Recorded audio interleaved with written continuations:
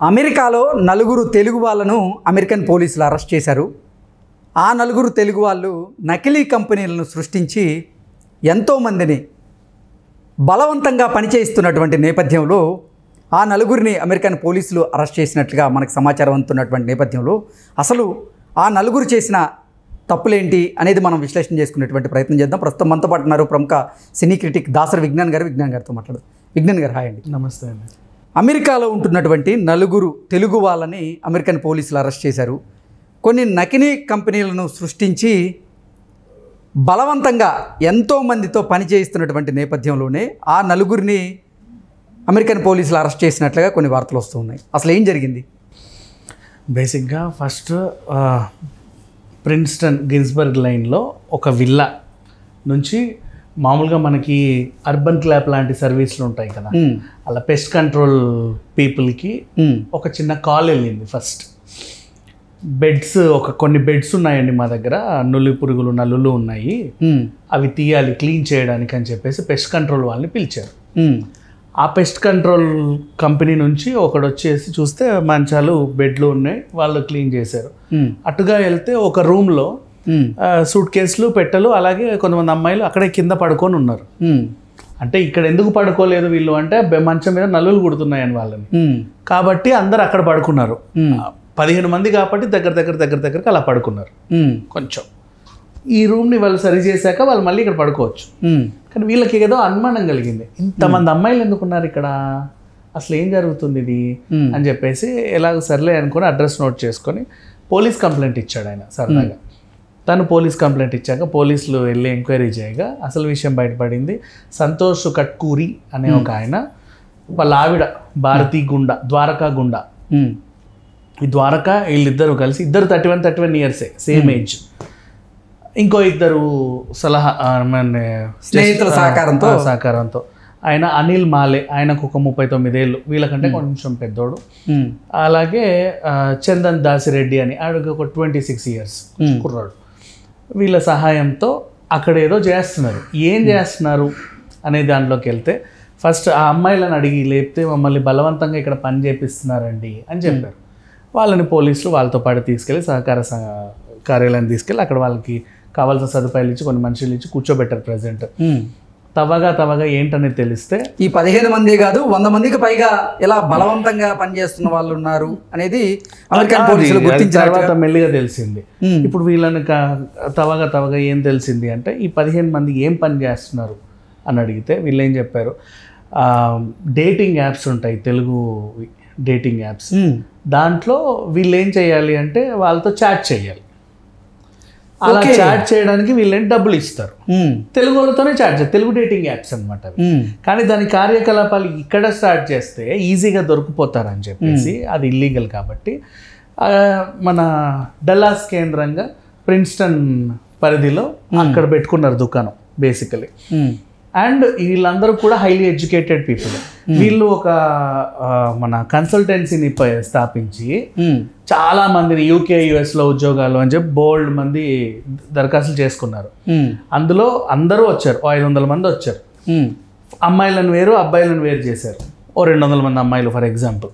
దాంట్లో అప్పటికప్పుడు ఉద్యోగం నీడుండి బాగా కష్టపడి చదివి ఉద్యోగం సంపాదించే అమ్మాయిలు ఉంటారు. అంటే పూర్ పీపుల్ కష్టపడ్డారు, ఇక UKలో US ఉద్యోగం, మంచి మెరిట్ మార్కులు వచ్చాయి, స్కాలర్షిప్లలో చదివి ఉన్న వాళ్ళు ఉంటారు కదా, అంటే బ్యాక్గ్రౌండ్ లేని వాళ్ళు, అలాంటి వాళ్ళని కొంతమందిని వేరుతారు. వాళ్ళు కొంతమందిని వేరి అలా కొన్ని దఫాలుగా ఇవన్నీ చేసిన తర్వాత కొంతమంది అవుతారు.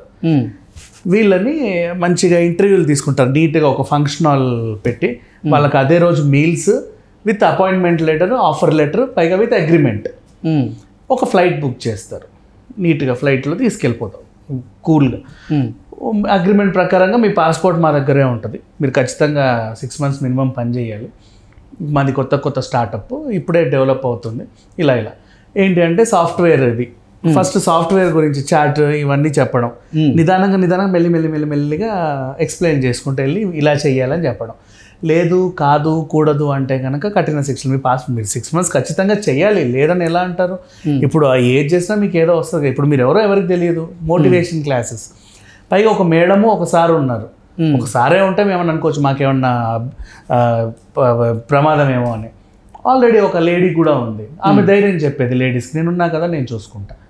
అండ్ వాళ్ళకి ఫోన్లో ఈ కన్సల్టెన్సీ ఎప్పుడైతే ఈ ఫంక్షన్ హాల్లో భోజనాలు పెట్టిన రోజు చాలా సరదాగా రౌండ్ టేబుల్లో మాట్లాడి మీకు ఇలా ఉంటుంది, అలా ఉంటుంది, ఇట్లా ఉంటుంది, అట్లా ఉంటుంది అని బాగా చెప్పి చక్కగా పట్టుకెళ్ళింది. ఇప్పుడు అక్కడ చేసే పనులు ఇవి. నెక్స్ట్ ఇప్పుడు కూపీలాగా ఇంకెంతమంది ఉన్నారు అంటే దాదాపుగా ఒక 100 మంది వరకు ఇప్పుడు బయటపడ్డారు. ఇలాంటి ఇప్పుడు ఈ అనిల్ మాలే అండ్ చందన్ దసిరెడ్డి లాంటి వాళ్ళు, ద్వారకాగుండ సంతోష్ కట్కూరి లాంటి వాళ్ళు బోల్డ్ మంది ఉన్నారు, కోకొల్లలు కొన్ని 100 మంది ఉన్నారు. వాళ్ళు కొన్ని 100 మందిని తీసుకొచ్చారు ఇక్కడికి, కొన్ని 100 మందిని తీసుకొచ్చి ఇక్కడ అలాంటి చేపిస్తున్నారు. వీళ్ళకి ఏంటంటే నువ్వేం చేస్తావు, ఆ డేటింగ్ యాప్లు ఫస్ట్ రిజిస్టర్ చేసుకోవాలి, చేసుకొని ఇంత అమౌంట్ కడతావు ఫస్ట్.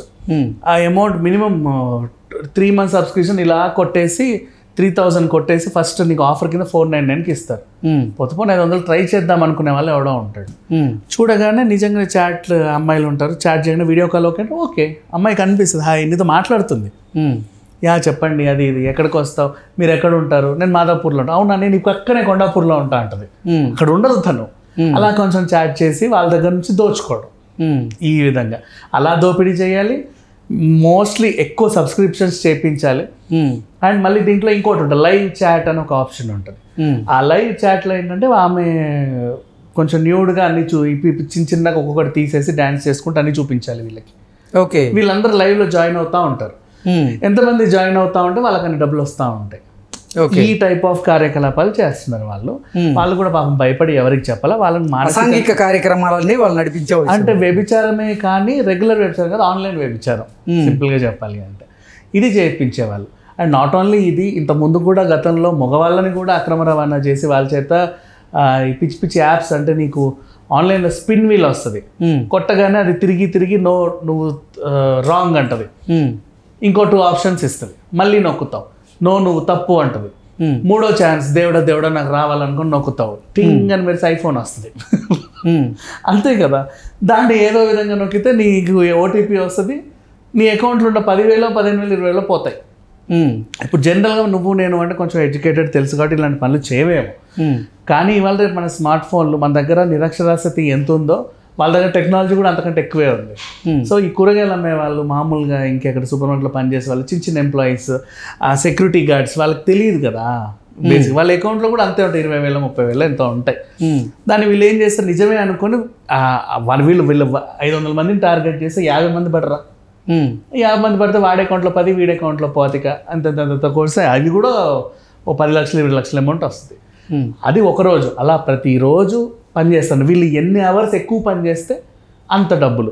కానీ ఈ కాంపౌండ్ దాటి ఎవరు బయటకు వెళ్ళరు, ఇక్కడే పడుకుంటారు, ఈ పక్క రూమ్లో తింటారు, అక్కడ ఫ్రెష్ అప్ అవుతారు, కానీ మెయిన్ డోర్కి వెళ్ళరు. ఓకే, సింపుల్గా చెప్పాలి అంటే ఆ ఇల్లు ఆ రూమే వాళ్ళ ప్రపంచంగా బతికేస్తారు. ఇంకా సింపుల్ చెప్పండి, రీసెంట్ డేస్లో కల్కి సినిమా చూసారు అందరూ, దాంట్లో దీపిక పడుకునే వాళ్ళందరినీ ఒక దగ్గర పెట్టారు చూసావా బలవంతంగా, వాళ్ళు బయటకి ఎక్కడికి వెళ్ళారు, అక్కడే ఉంటారు. సేమ్ అలాగే యశోద సినిమా, అవును అట్లా అనమాట. ఆ విధంగా వీళ్ళకి ఎక్కడికి వెళ్ళరు, అక్కడే ఇంకా చావైనా బతికైనా అక్కడే, కాకపోతే ఆన్లైన్లో. అండ్ ఇంకొకటి, మరి వీళ్ళు అక్కడ ఎందుకు ఉండాలి, పనిచేసే సాఫ్ట్వేరే ఆన్లైనే, పోలీసులకు సమాచారం ఇవ్వచ్చు, వాళ్ళకి చెప్పుకోవచ్చు కదా. అంటే ఇవాళ రేపు సాఫ్ట్వేర్ కంపెనీస్లో మీకు ల్యాప్టాప్ ఇస్తే దాంట్లో వాళ్ళ పని తప్ప ఇంకేం పని చేయవు. వీళ్ళు ప్రైవేట్గా ఎవరికైనా మెయిల్ చేసినా, ఇంకేమైనా చాట్ చేసినా, నెంబర్స్ పాస్ చేసి ఇంకేమైనా చేసినా వీళ్ళకి తెలిసిపోతుంది అక్కడ సర్వర్స్కి, వాళ్ళని ఇంకా కఠినంగా శిక్షిస్తారు. సో ఇంకా వాళ్ళకి వేరే ప్రపంచం తెలియకూడదని 24 hours అదే పని చేయించడం, పడుకోవడం చేసేస్తారు వాళ్ళని, అయితే పడుకోవడం లేవడం పని చేయడం అంతే, ఇంకా వేరే పనే లేదు, ధ్యాస లేదు, బయట ప్రపంచం కూడా తెలియదు, సూర్యోదయం సూర్యాస్తమం కూడా తెలియదు. అలా చేశారు అనుకోకుండా. అసలు అన్ని రోజుల నుంచి అలా మగ్గి ఎంతోమంది పడుకొని లేచి పోయారు కాబట్టి ఆ బెడ్లో అలా తయారయ్యాయి. వాళ్ళ అదృష్టం ఏంటంటే అందులోకి నల్లులు రావడం, వీళ్ళు కూడా పడుకోలేకపోతున్నారని చూసి సర్లే ఒకరోజు పెస్ట్ కంట్రోల్ ప్రైవేట్ పెస్ట్ కంట్రోల్లో ఉన్న వెళ్ళిపోయడం, వాడు చాకచక్యంగా వ్యవహరించి పోలీసులకు సమాచారం ఇవ్వడం, అలా అలా అలా జరిగిపోయింది. ఇంతకీ అక్కడున్న అమ్మాయిలు ఎవరైతే ఉన్నారో వారు విదేశీయులా లేదంటే అసలు మన తెలుగు వాళ్ళేనా? ఇప్పుడు అసలు విషయానికి వస్తే మన కర్మ ఏంటంటే ఈ దొరికిన 9 తెలుగు వాళ్ళై ఉండడం. కొన్ని ఇండియన్స్ అన్నా కూడా ఏదో స్టేట్ వాళ్ళే అని మనం మాట్లాడుకోకుండా వదిలేస్తాం, తెలుగు వాళ్ళు తెలుగు. అంటే ఈ 9 ఎట్లాగో తెలుగు వారే. వీళ్ళ దగ్గర ఉన్న బలవంతంగా పనిచేయిస్తున్న అమ్మాయిలు ఎవరైతే ఉన్నారో వారు తెలుగు వాళ్ళేనా లేదంటే అసలు ఒకటి రెండు పక్క రాష్ట్రాలు తెలంగాణ, భారతీయులే అందరూ మన తెలుగు స్టేట్స్ నుంచే మ్యాక్సిమం ఉన్నారు. మిగతా వాళ్ళు అంటే వీళ్ళు చార్జ్ చేసేదే అది కదా, సో వీళ్ళకి అది తెలిసి ఉండాలి కాబట్టి మన వాళ్ళనే తీసుకున్నారు. ఇది ఓవరాల్గా జరిగేది. హ్యూమన్ ట్రాఫికింగ్ కింద వీళ్ళకి మీద కేసు నమోదైంది. యాక్చువల్గా ఫెడరల్ చట్టం కింద కూడా అసలు అది చాలా సివియర్ నేరం బేసిక్గా చెప్పాలంటే. 2000 అప్పుడెప్పుడో 2017లో కూడా ఒకసారి అయ్యింది ఇలాగే. అక్కడ చాలా కఠినం చేశారు ఇలాంటివన్నీ కూడా. ఇప్పుడు నాకు తెలిసి వీళ్ళకి జీవిత ఖైదు పడే అవకాశం ఉంది. ఇక్కడ కాదు, అక్కడ జీవిత ఖైదు పడే అవకాశం అయితే ఉంది. మన తెలుగు సంఘాలు ఏవైతే ఉన్నాయో కొంచెం నాట ఆట గీట ఏవో ఉంటాయి కదా, చాకచక్యంగా వ్యవహరించి కొంచెం వాళ్ళతో మంతనాలు జరిపి ఎంతమంది మన రాష్ట్రాలకు సంబంధించి ఉన్నారో వాళ్ళని విడిపించి సేఫ్గా ఇక్కడికి పంపించగలిగితే ఇంక అంతకుమించి చేసేదే లేదు. ఓకే విజ్ఞాన్ గారు, థ్యాంక్ యూ సో మచ్ అండి. Thank you.